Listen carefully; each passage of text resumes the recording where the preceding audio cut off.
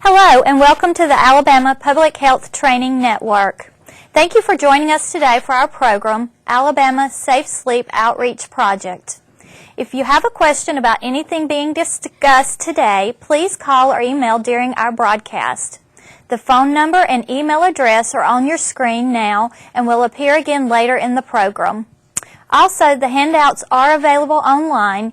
You will need to register for this program in order to access that material. I'm Amy Stratton, Director of the Alabama Perinatal Program, and with me today is Lorena Kaplan, Project Director, Dr. Stacy Scott, Outreach Coordinator, and Rosa Abra, Project Coordinator. They are all from the National Institute of Child Health and Human Development, and Dr. Scott is also President of In Black Incorporated. Welcome, and thank you all for being here today. Infant Safe Sleep. A lone back crib. It requires a consistent and repetitive message at the local, state, and national levels to prevent unsafe sleep-related infant deaths. Before we begin, let's put things into perspective today. In 2009, there were 286 pediatric deaths nationwide from H1N1 flu. These pediatric deaths were considered to be an epidemic. Drastic public health measures were taken to reduce the spread, for instance, closing of schools, daycares, things of that nature. 100 to 200 children die annually nationwide from flu.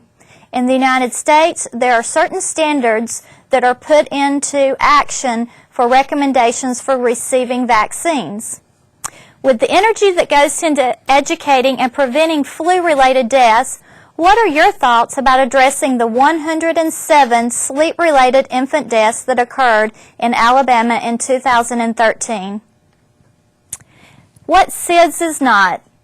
SIDS is a diagnosis of exclusion. It is not predictable.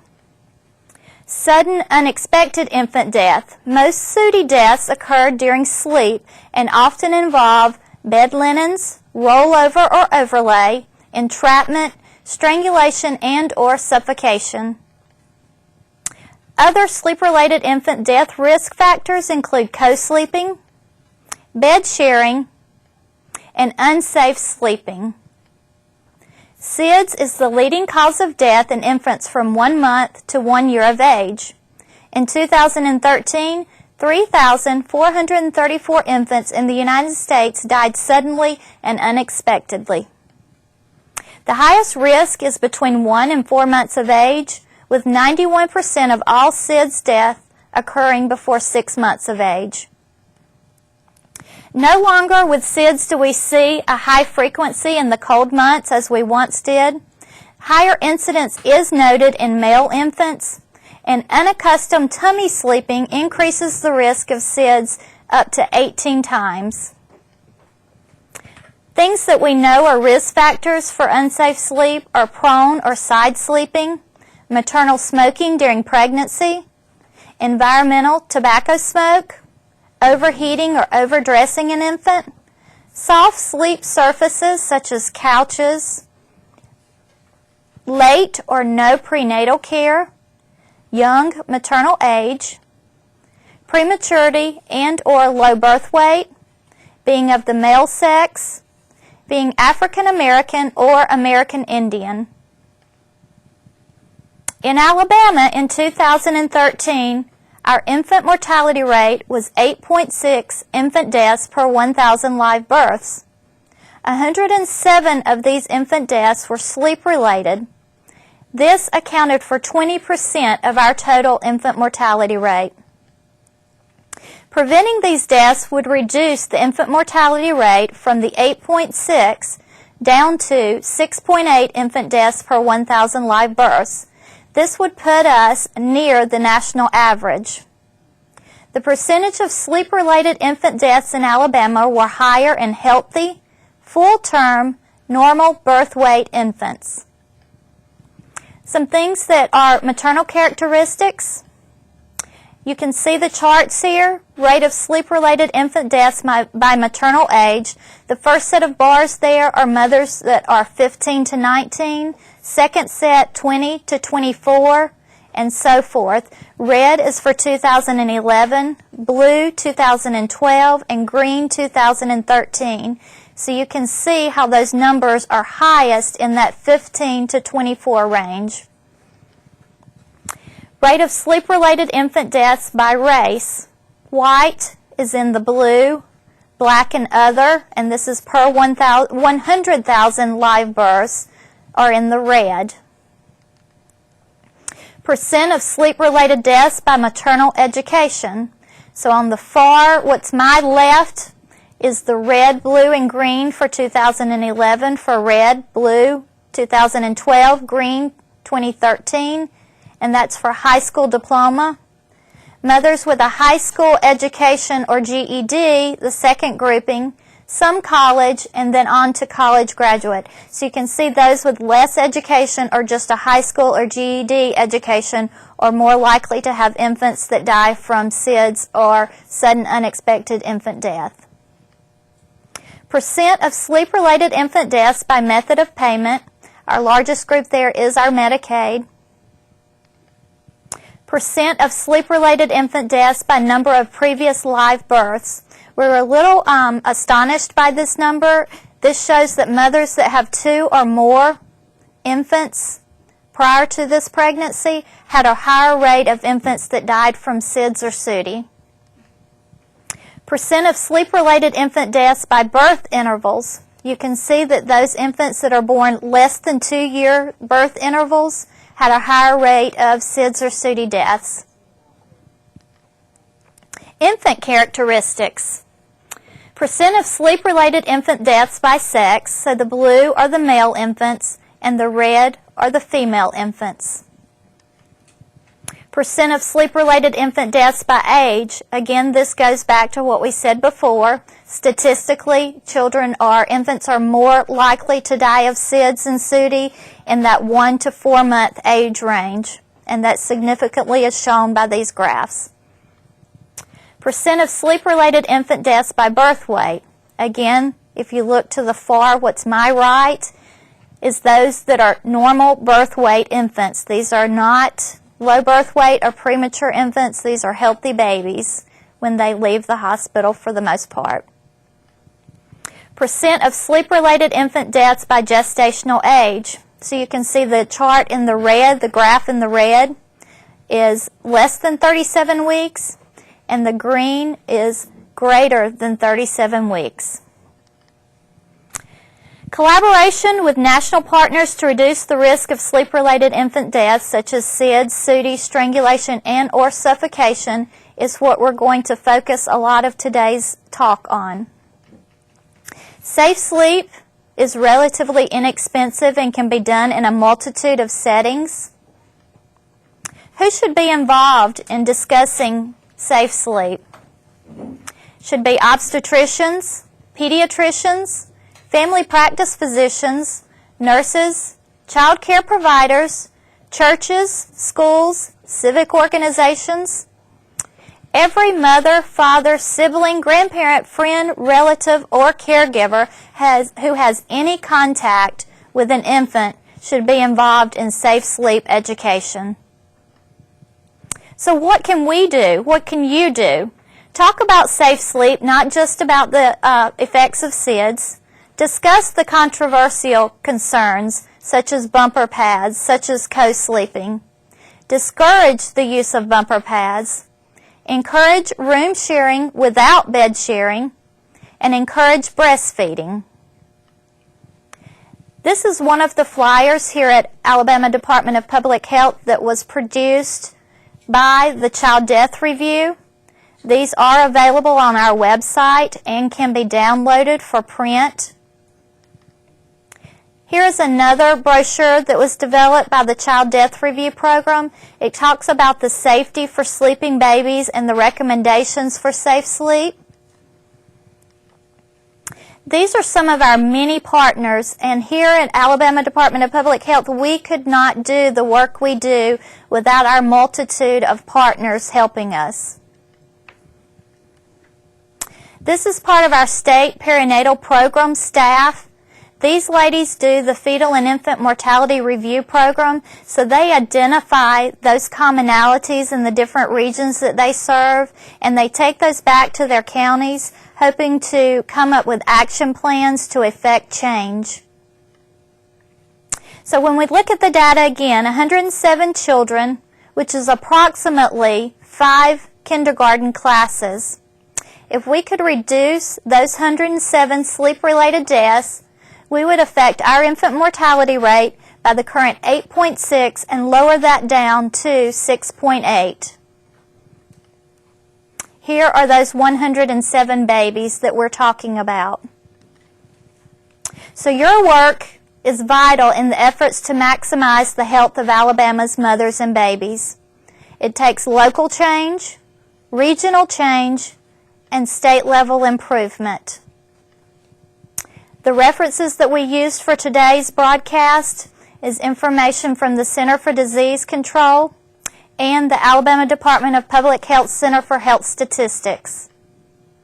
This is my contact information. If I can ever be of any assistance, help with sleep-related issues, feel free to contact me. I thank you. And I'm going to turn it over now to Dr. Stacy Scott. Lorena's going to be first, so turn it over to Lorena. Well, good morning, everyone. My name is Lorena, and on behalf of my colleagues Rosa and Stacy, it's a pleasure to be here with you today. So thank you for your attention. Let me give you a little bit of background about us. The National Institute of Health is a member of the U.S. Department of Health and Human Services, and we are the nation's medical research agency. It is comprised of 27 institutes and centers, and each has a specific research agenda, mostly focusing on specific diseases or body systems. The National Institute for Child Health and Human Development, or NICHD, which is the organization that we represent, conducts and translates research spanning preconception through adulthood. And the mission of NICHD is to ensure that every person is born healthy and wanted, that women suffer no harmful events from reproductive processes, that all children have the chance to achieve their full potential for healthy and productive lives, free from disease or disability, and to ensure the health, productivity, independence, and well-being of all people through optimal rehabilitation.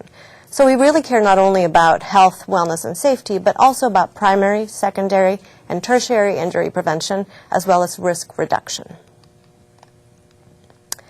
So let me tell you a little bit about our campaign. In fulfillment of the mission of NICHD, in 1994, NICHD convened a coalition of national and federal stakeholders to discuss and also raise awareness about SIDS and SIDS risk reduction.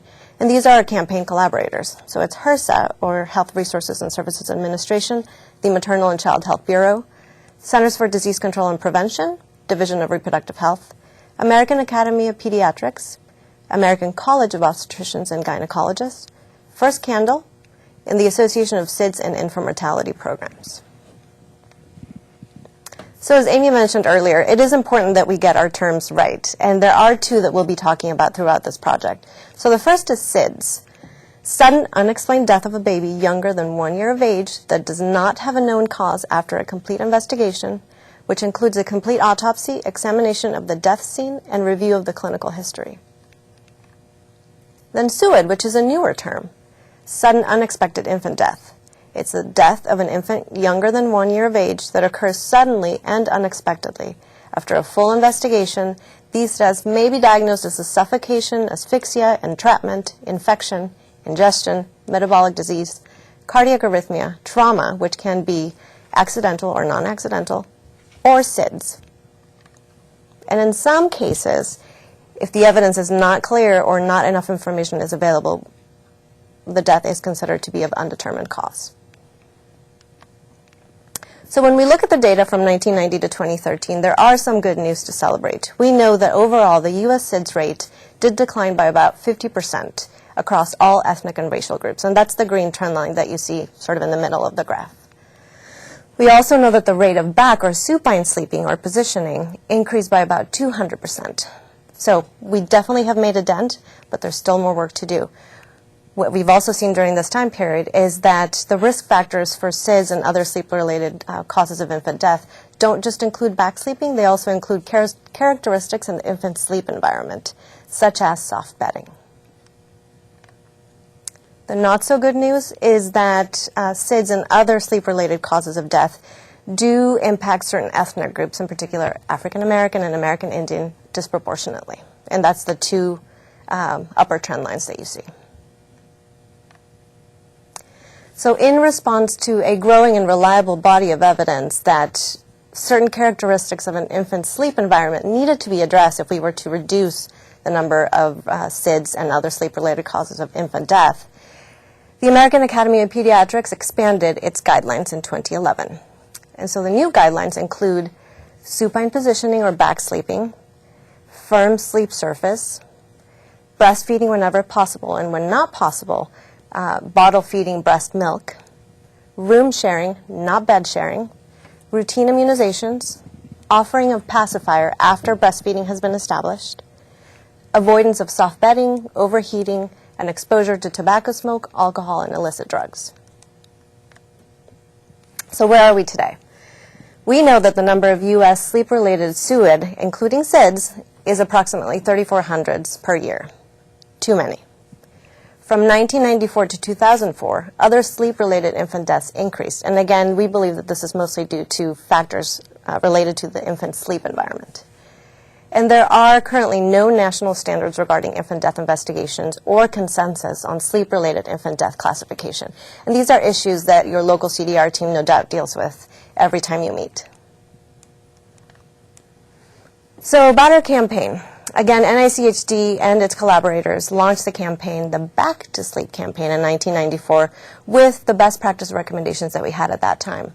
And during this time frame from 1994 to 2011, we really did make great progress in spreading the message of safety via a variety of channels and in different communities, and teaching parents the importance of supine positioning. When the American Academy of Pediatrics expanded its recommendations, NICHD and its collaborators also redesigned our campaign. So everything about our campaign, our print materials, our messaging, our website, our training content, and also our branding changed. So we are now the Safe to Sleep campaign. It is the same as the last one, but better. So it's not two different campaigns. It's still NICHD and its collaborators conducting the same work, but again, with the new and improved recommendations. And so now even our logo and our tagline recognize the fact that it's not just back to sleep. It's safe to sleep. Everything in the infant sleep environment matters. So as a result, all of our materials look and hopefully feel different for the user. We have segmented our brochures and print materials to make sure that we are including culturally relevant images and messages. We've translated our materials into Spanish. All materials are available online. And now we have targeted, and we're starting to do more outreach to grandparents and fathers. We know that these two groups are so important in keeping babies safe, not only throughout the day, but especially at night. So the key messages for safe infant sleep are now, always place baby on his or her back to sleep for naps and at night. Every sleep time counts. Use a firm surface with a fitted sheet, such as a safety-approved crib, bassinet, or play yard with no soft bedding or toys, not even Nana's crocheted blanket. Room share, keeping baby sleep area separate from yours, but in the same room where you sleep, and do not bed share. So this is what a safe sleep environment looks like in practice. We see baby on her back in her own sleep area with no soft bedding, fitted sheet. Mom is in the same room, and she can bring baby into bed if she needs to breastfeed, but if she starts to get sleepy or is done feeding, she can put baby back in her own and safe sleep area. There are no toys, no soft bedding, and also we know, because we talked to the mother, she is not a smoker, so this is a smoke-free environment. And now, Dr. Scott will take us through the Safe Sleep Outreach Project framework. Thank you, Lorena. Again, I'd like to thank you for allowing us to come to your state and to work with you in working to enhance the work you're already doing here in Alabama. I just want to give you a little background about our Safe Sleep Outreach Project and just kind of give you an overview of some of the things that we have done to this point and what we hope to be doing here in the state of Alabama. A few years back in 2006, we began the Mississippi Safe Sleep Outreach Project. And during this particular time, we came in and provided a series of mini grants. We actually awarded 108 mini grants to community-based organizations throughout the state of Mississippi, up to the amount of $2,000. At this particular time, Mississippi had one of the highest SIDS rates in the United States. What we did, these mini grants benefited each of the 9 local health districts across the state, and activities were really focused on safe infant sleep demonstration. There were workshops, grandparent trainings, teen workshops. There were campus events and other community outreach events as well. The project successes, we basically looked at a major collaboration between Mississippi key stakeholders, which involved a safe infant sleep outreach. We conducted 54 safe infant sleep trainings across the state to healthcare providers and other service providers. We promoted SID Sunday to approximately 400 to 500 churches during October, which is SIDS Awareness Month, and we collected tracking and feedback forms from every outreach activity that was done. After we left Mississippi, we then moved into Arkansas. And this particular project ran between 2012 and it just finished a few weeks back in 2015. And at that time, Arkansas was ranked number 2 in 2011 for sleep-related infant deaths. It was the same concept. We provided 94 mini grants, and we funded community-based, faith-based organizations, and again, they could receive up to $2,000. These mini grants went to each of the 5 local health units across the state. These activities again included safe infant sleep demonstration workshops, grandparent trainings, teen workshops, campus events, and community outreach activities. What we did there, we conducted a total of 18 safe infant sleep training workshops and sessions across the state, and that we did target health and service providers. We engaged in safe infant sleep outreach. We worked with Arkansas Infant Mortality Action Group, also the Arkansas Office of Minority Health and Health Disparities, and we promoted SID Sunday in about approximately 200 churches during October SIDS Awareness Month, and we too then collected and tracked feedback forms for every outreach activity. Here are some of our eligible mini grant recipients. We worked with health departments, community health centers, health coalitions, child care and youth development agencies, hospitals, universities, sororities and fraternities, and many, many more. So now we are moving into the great state of Alabama, and we are looking to launch, and today we're actually launching our Alabama Safe Sleep Outreach Project. And again, there will be many grants that are designed to support outreach activities to address safe infant sleep and SIDS. We are going to have funding opportunities that can be considered to be responsive to applications, which will include, but not limited to, following examples: safe infant sleep demonstrations, trainings and workshops, community awareness events, and community baby showers. Eligible applicants will be as follows: organizations or institutions which are nonprofit with a 501c3 IRS status, other than institutions of higher education, nonprofit without 501 CR3 status, and faith-based organizations. And we are also open for other organizations. Again, we encourage everyone to apply. And again, it's small competitive process, but we would work very hard to be able to provide support to applicants that do apply. The application process is one application per organization. You can submit amount requested not to exceed $2,000. You don't have to ask for the full $2,000, but whatever you feel your budget is, please submit it. But the maximum would be a $2,000 limit. Please limit the application to the forms provided. Review process, and again, incomplete applications would not be reviewed. Each proposal would be considered on its own merit. Additional information may be requested. So if you get a call from us and ask us for a little bit more clarification, that's what we actually need some more to actually review the application.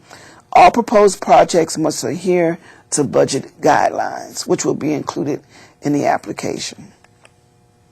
And with that, I'm going to pass it over to Rose. Yes. Hi, everyone. Okay, so along with the project and creating the project, we had to create some sort of project timeline so that everyone is very aware of all the dates and the deadlines that we request. So just looking here, the most important dates at this moment in time to really pay attention to is the day that the mini grant application is going to be released, which is September 28th, 2015. So at that point, it's going to become public to everyone to apply with the groups that she mentioned earlier that can apply. And then the application deadline is also super important. That's going to be November 2nd, 2015. So there's going to be 3 different methods for anyone that wants to apply. We're going to provide an email address as well as a fax number, and then we're also going to allow people to mail in their applications.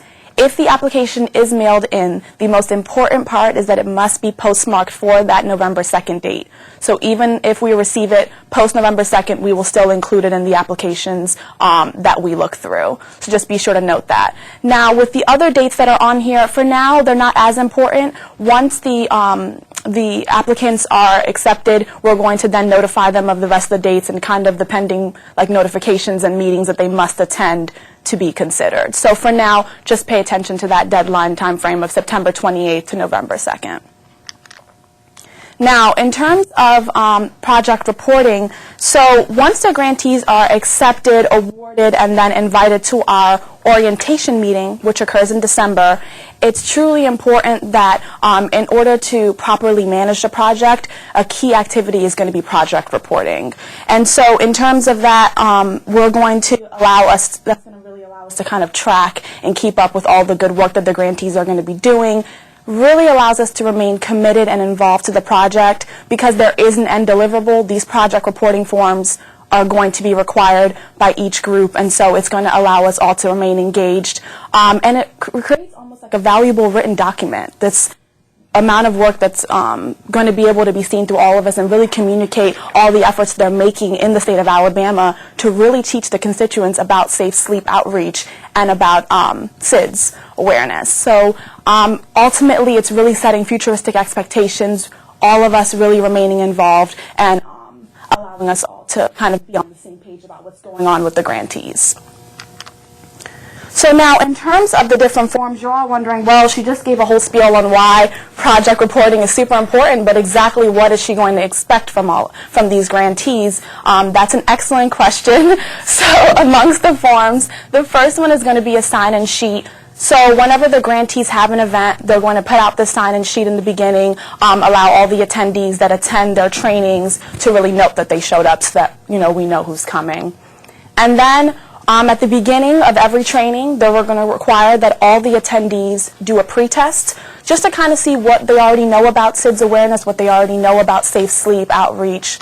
And then at the end of the training, a post-test. This is really going to show what knowledge they gained throughout the training by attending, and they're also going to do a training assessment form. So each attendee that comes will be able to say, this was a great training, thank you so much for all the work that you're doing, and really allows the grantee to know their best practices, what they're doing well. This activity tracking form is really key. Every grantee will have to fill this out. It's basically just one document that's going to keep track of all the different programs they're having. and really allow them to keep us organized as well, so we know exactly how many activities they're holding. And then the project reporting form is for the grantees to do. So it's basically a self-evaluation, them saying, okay, well, here are all the events that we hosted. This is how many we hosted. We felt that they were great. Not only are they going to highlight best practices that they're going to be able to share with other grantees, but they're also going to highlight kind of the downsides, things that they wish they could have done better. And they're going to turn in these forms with every project year. So they're going to get better and better over the project years, and they can look back and see, well, on the first year, this is what I said, but now look at the growth and the culmination of great work that we've done. So just in closing, and before we go there, I want to really congratulate and recognize each of you because you've done great, great work at the state level to keep your Alabama baby safe. So thank you for that, and thank you for inviting us to partner with you on this project. It's in recognition of your great work and great progress that we are able to bring some resources to help you do more of what you're already doing and hopefully bring greater success.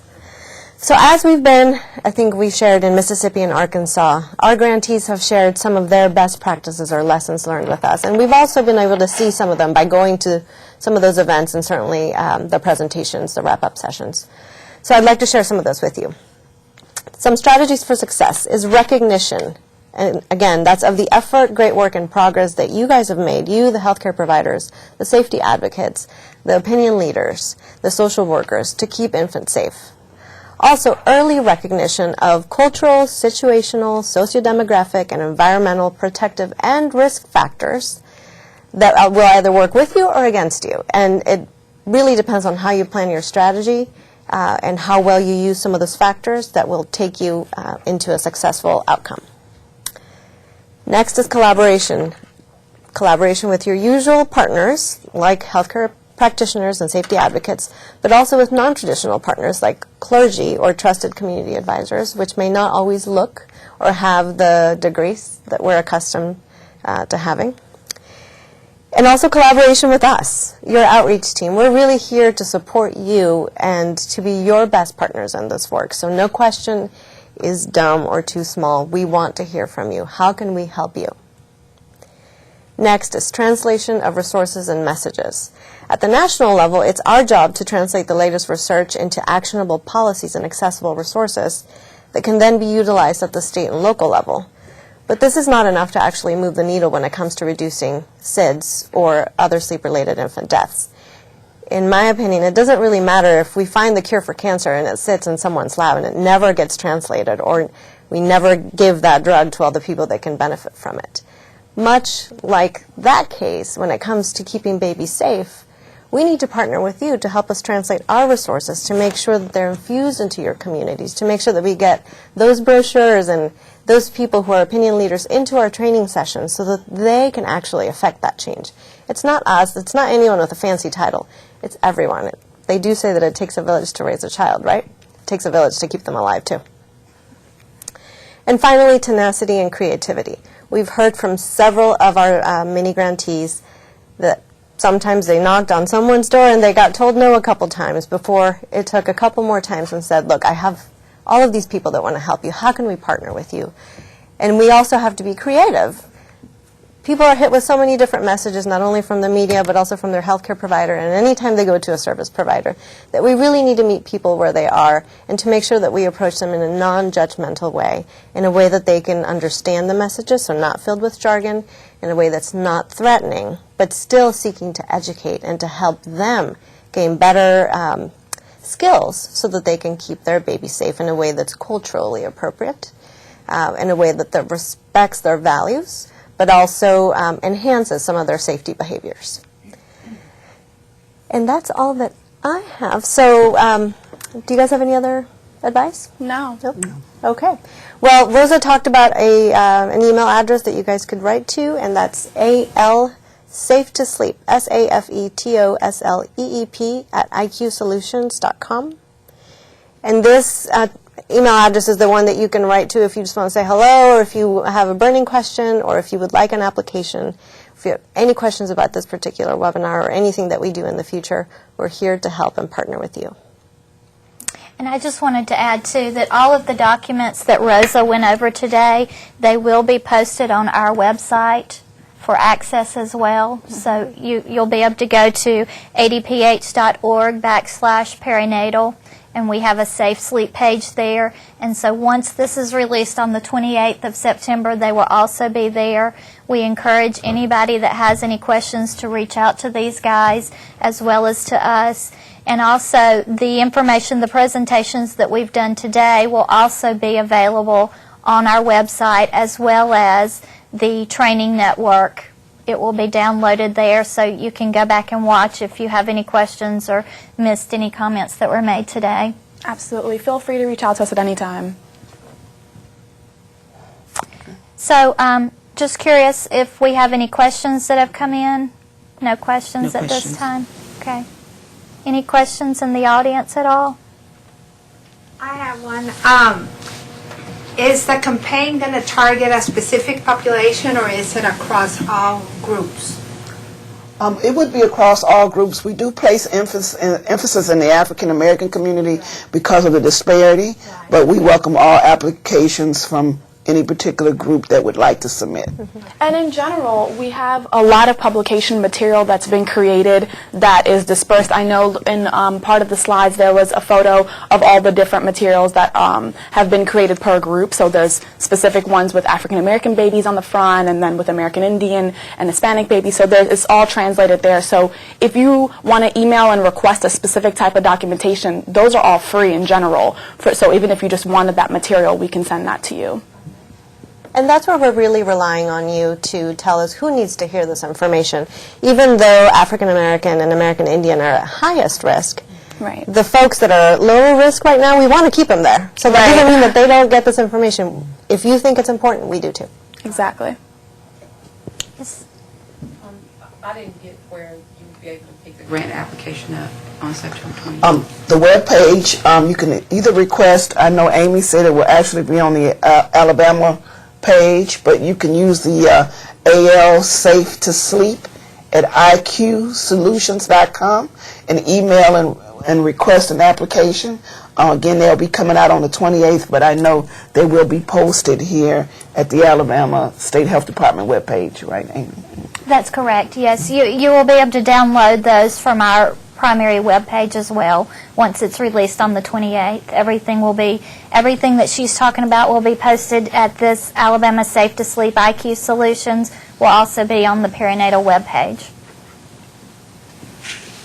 How can individuals who need to mail an application obtain an application? You know, not everyone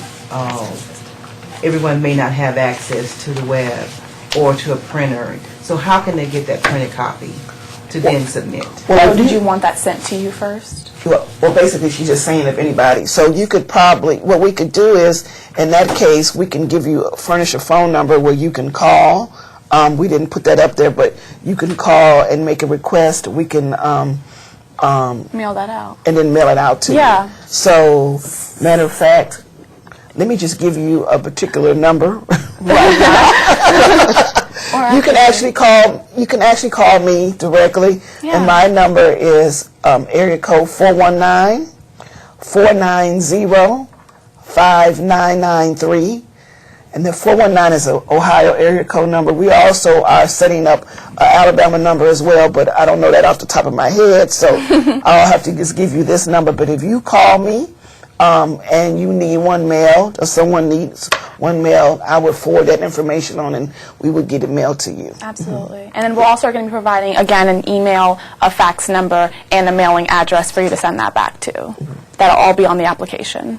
And again, we're always available at Public Health as well, that they could contact me. We could print off a copy and send that out should there be a need for that.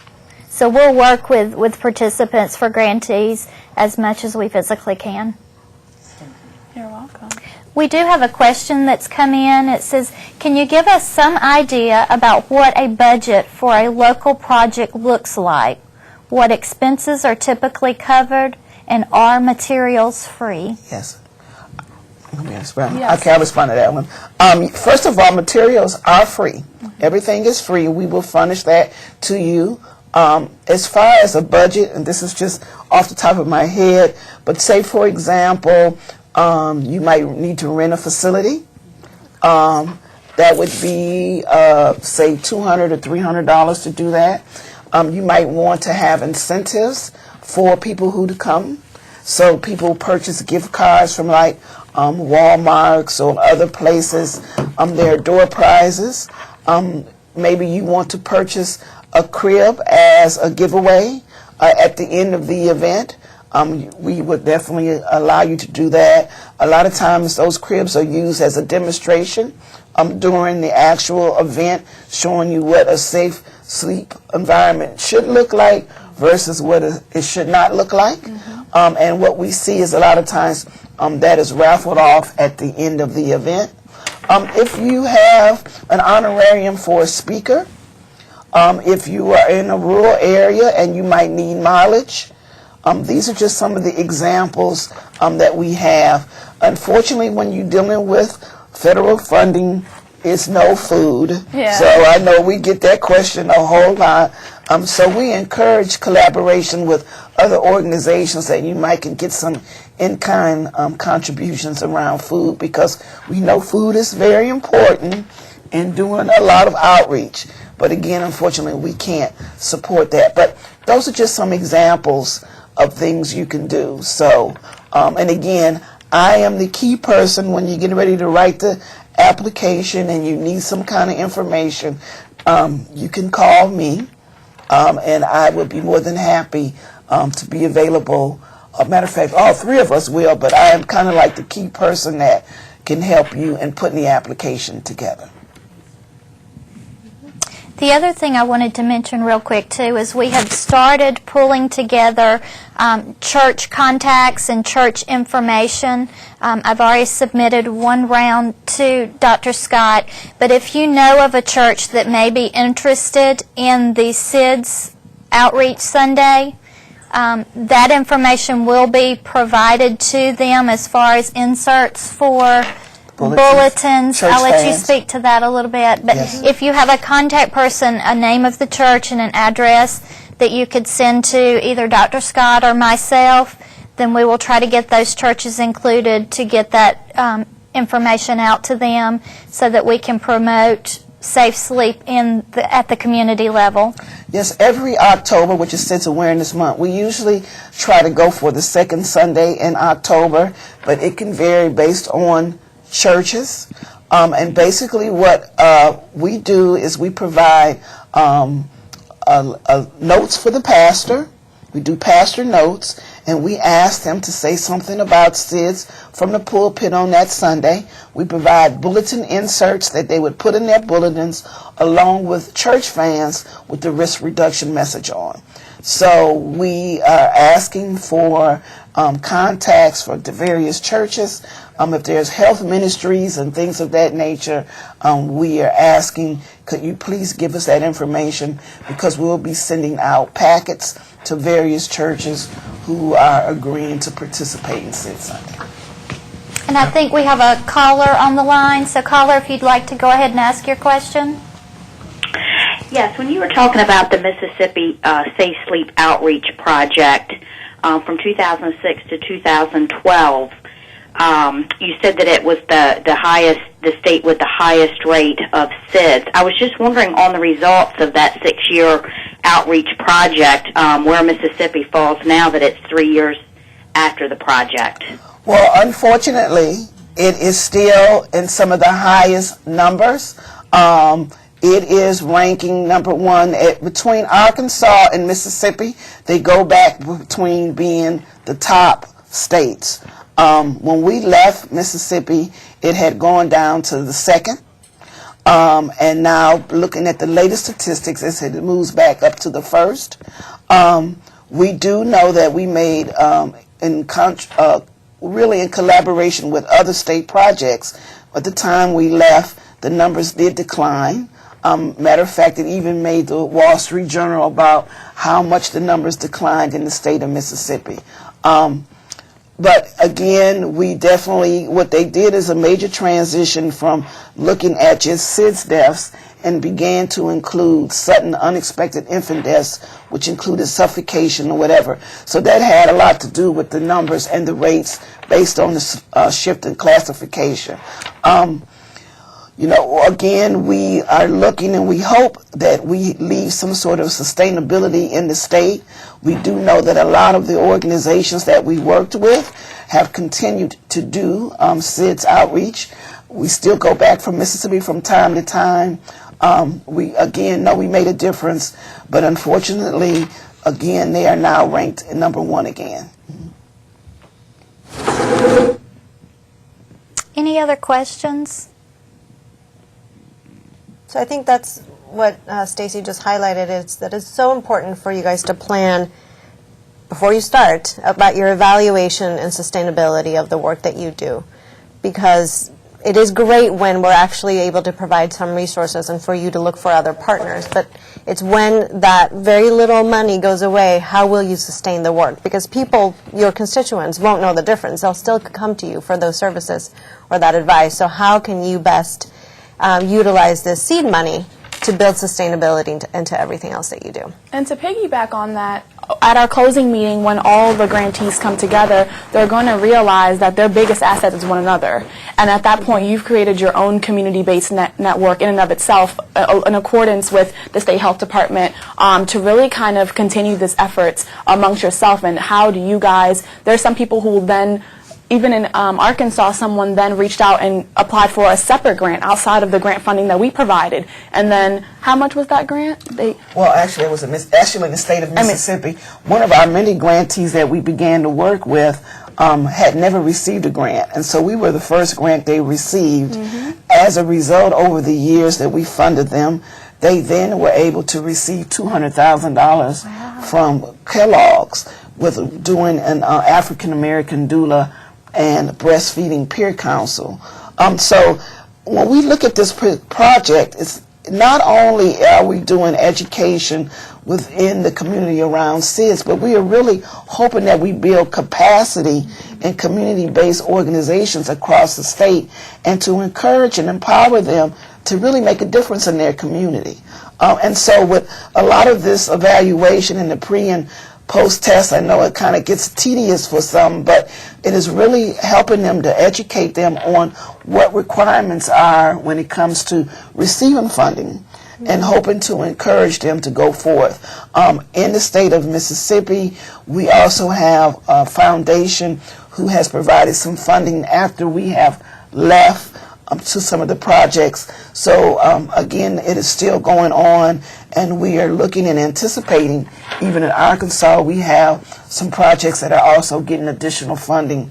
So we just kind of look at us as that, you know, we are the kickoff start point for these community-based organizations, and also to encourage a strong partnership with Alabama Health Department, that you all can continue to work with them well after we are gone, because unfortunately we can't stay forever. But we so this is our case. We have another email question that's come in. It says, what would each of you say are some of the most common misconceptions that you have heard throughout your experiences about safe sleep? The supine position is the most, I think I can, in terms of... I think the biggest thing is we're just kind of having this little discussion. The biggest thing that we see and constantly is the fact about putting babies on their backs to sleep. Everybody has this concept that if you put babies on their backs to sleep, they're going to choke when they vomit. And that is a major piece in the African American community in regards to getting this message out. The other thing is also sleeping with your baby, because a lot of new mothers really believe that I want my baby to be real close to me because they're safer. And I can watch them breathe, and I can do all of these kind of things. And so trying to convince them that that's not necessarily the safest place for an infant to sleep is, again, a big hurdle, because we do see, comforters and pillows and, people rolling over on their infants during the night and things of that nature. So I would say, in speaking. Well, and I think, too, we're up against a lot of media. I mean, you see a lot of your movie stars and things like that, your People magazines, your Cosmopolitans, all those different things. They show these movie stars having babies. They show them having these beautiful pictures of their nurseries that have bumper pads, that have beautiful comforters, things of that nature. So we're up against a lot of that media. You have those stars, those people that write books, that write articles that talk about that co-sleeping with the baby, and just that misinformation that we've got to make this the norm. One of the analogies I use is the fact that when I was growing up, you think about where you rode in a car. I rode between the seats with my grandmother holding her arm up, you know, every time you slowed down. And we realized that children were dying because of not using seat belts or not using car seats. For the most part, it is very norm to have children buckled up. It is the norm to have car seats or booster seats. And so we want to make safe sleep that norm. And just taking all of those myths, those misconceptions, and making the correct facts, the correct information, the norm. Okay. So I think we have another caller on the line. So caller, if you'd like to go ahead and ask your question, please. Yes, my question is, it was mentioned earlier that the death rate in SIDS is higher in male infants, and I wanted to know why is that? And then the second question is, out of the $2,000, I guess, grant that was awarded to one of the agencies, it was mentioned that it was like different programs, that trainings that were available for teenagers and mothers. Were the trainings also available for men? Yes. As far as the rate in being higher in males, unfortunately, that has not been determined as of yet. We just know based on statistics and what we see, we do see more males die versus females.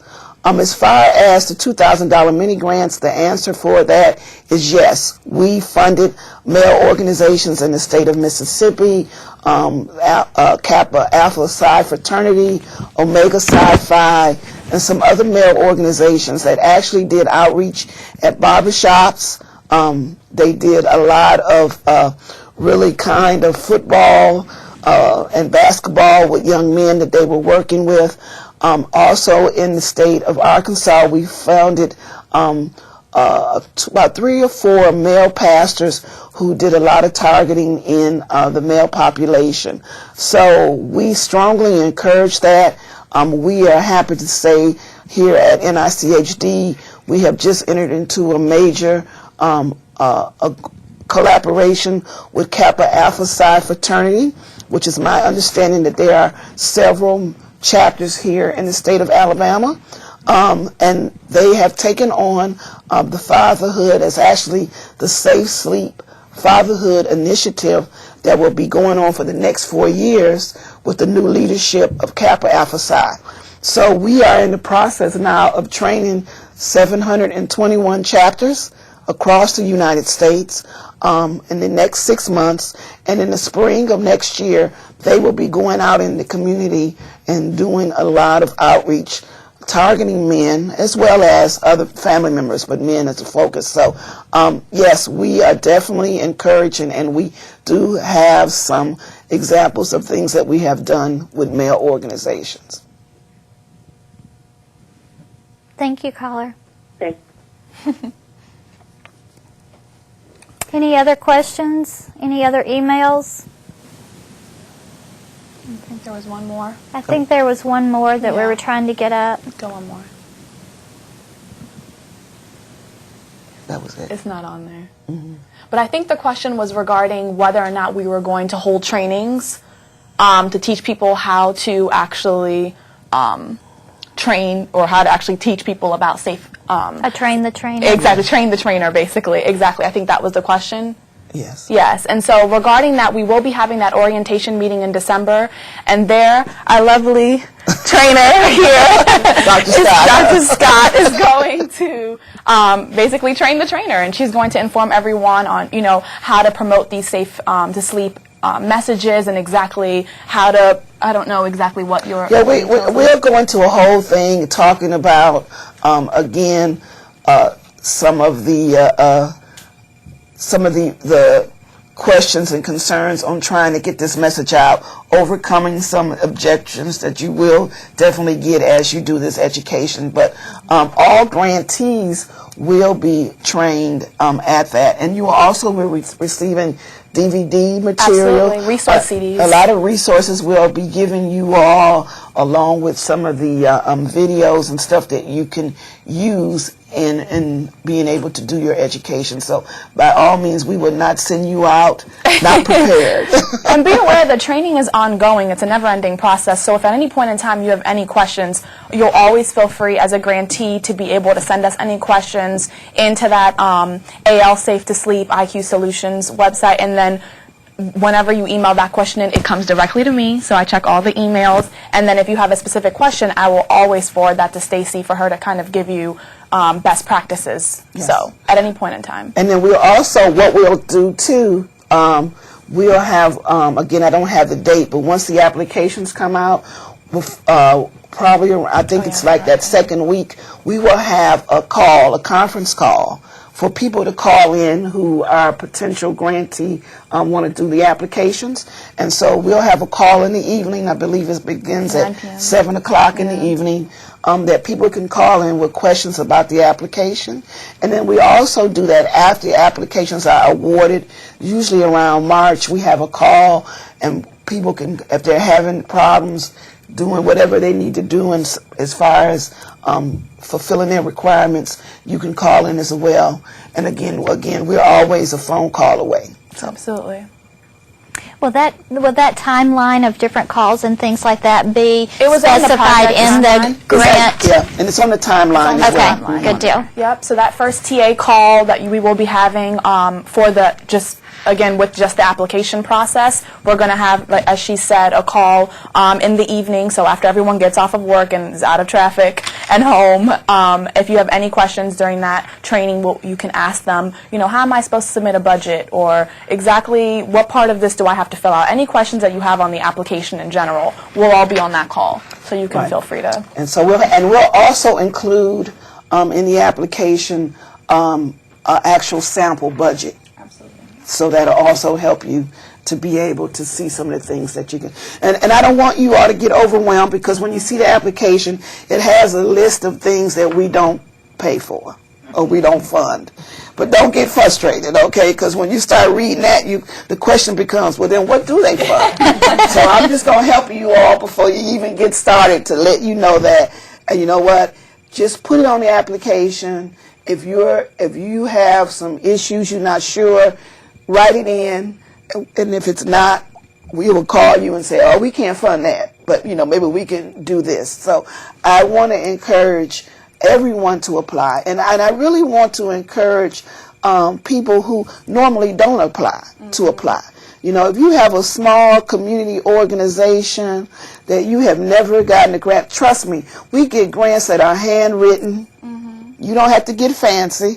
We want people who are on the front line, who are working in the communities, to apply for these funds. And this is what these funds are designed for. So, whatever. We've got 1 or 2 lines that people write in, and I have to call them back and go, okay, what were you really trying to say here? It's okay.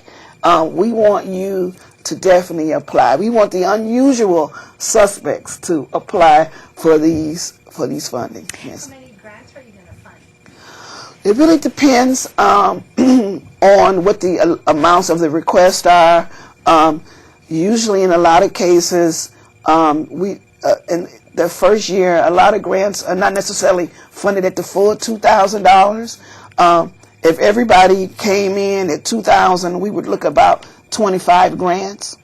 But in a lot of cases, we fund at a lower amount. that just kind of gives us a bigger pool of money we can see. And they're expected to reach, will you touch on that, a certain Yes. amount in a certain amount of time? The requirements of the mini grants are that you are to reach 50 people between January and July 30th.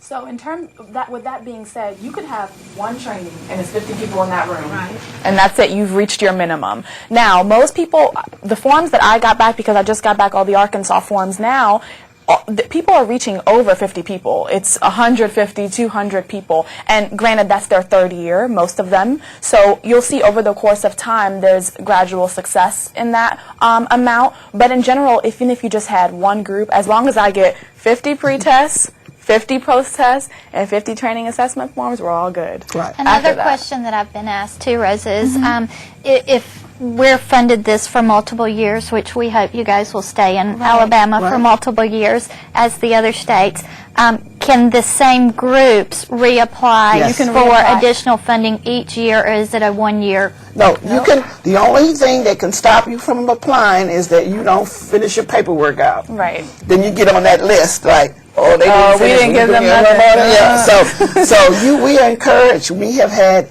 grantees who have got it all 3 years in a row.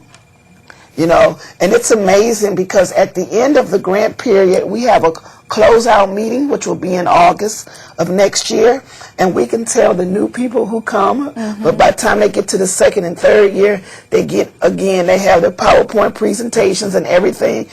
So we see a lot of growth. Absolutely. And in the grantees that apply, that first year, you got people who are just standing there with a piece of paper and, you know, real nervous about reporting their activities.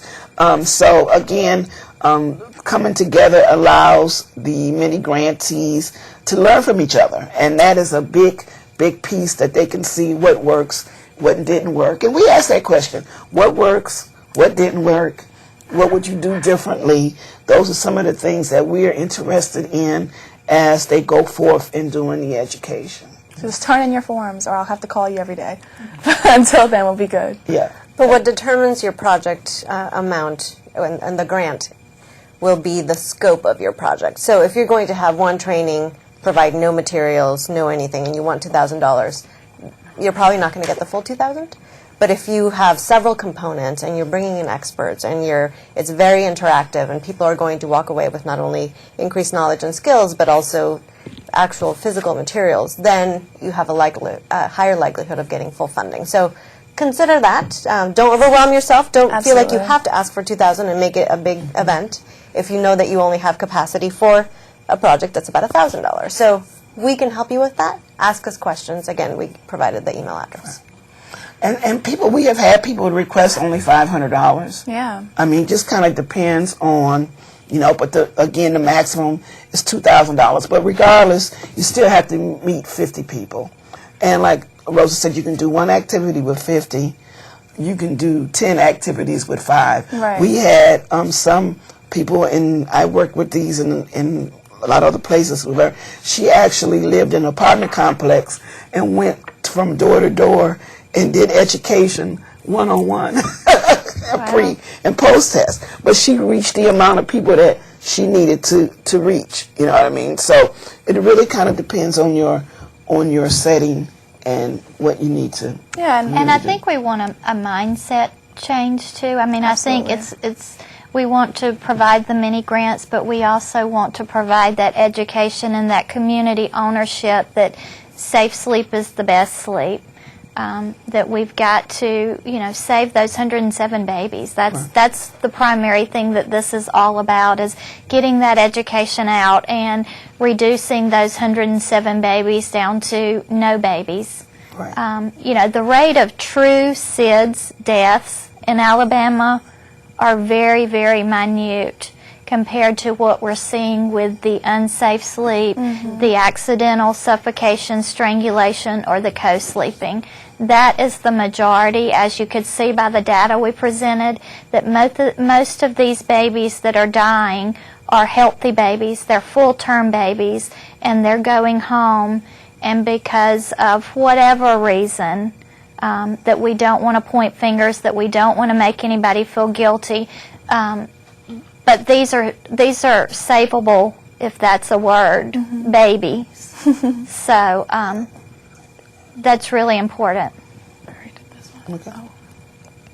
Any other questions? I think we're going to finish just a few minutes early, but do know that we are here to be a resource for you. Anytime we can be of assistance here at Public Health, please feel free to reach out to the State Perinatal Program. We do have coordinators throughout the state that serve as liaisons for us. They work with nurses, they work with providers, they work at the local level. They're vested in those communities. Feel free to reach out to them. Their contact information is also available on our website. You got a question? No. Okay, I'm sorry. I really want to thank you guys, Rosa, Stacy, Lorena, for being here, for providing us this opportunity. Do know that once the information is released on September the 28th, there will be lots of different places that you can access those resources, those mini grant applications, and we appreciate all of your support. We're here to help, and thank you for joining us today. Thank you. Thank you. Thank you, Amy.